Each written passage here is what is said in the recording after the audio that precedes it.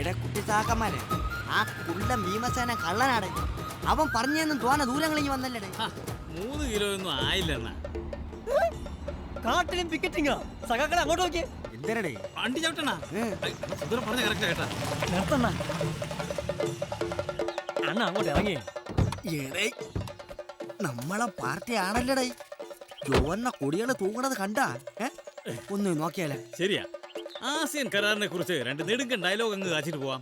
അണ്ണാ, കൊടി തോരണവും ചെണ്ടവാദ്യവും ഒക്കെ കണ്ടിട്ട് പ്രതിഷേധ പ്രകടനത്തിനുള്ള പുറപ്പാടാണെന്ന് തോന്നുന്നു. കേട്ടില്ലേ? അമ്മേ രക്തസാക്ഷി. ഏതോ അമ്മ സഖാവിനെ കൊന്ന് രക്തസാക്ഷിയാക്കിയിട്ടുണ്ട്. എന്തിനാണ് നിങ്ങളെ പ്രശ്നം? വടിവാള് കൂട്ടേക്കോട്ടാണ്.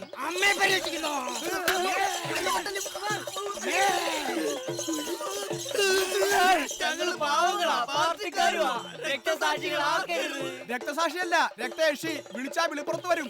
അങ്ങോട്ട് നോക്കിയേ. ഇതെന്തോന്നു? ഒരു പെണ്ണിനെ കുളിപ്പിക്കാൻ 2 പേര്. പെണ്ണല്ല, രക്തയക്ഷി. നോക്കിയാ ചാരമായി പോവും.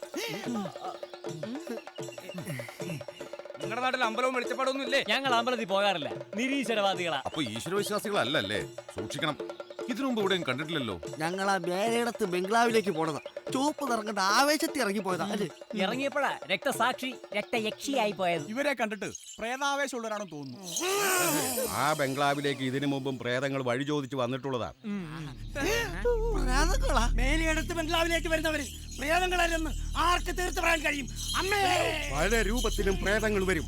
മനുഷ്യരായും പട്ടിയായും പൂച്ചയായും കാട്ടുപോത്തായും.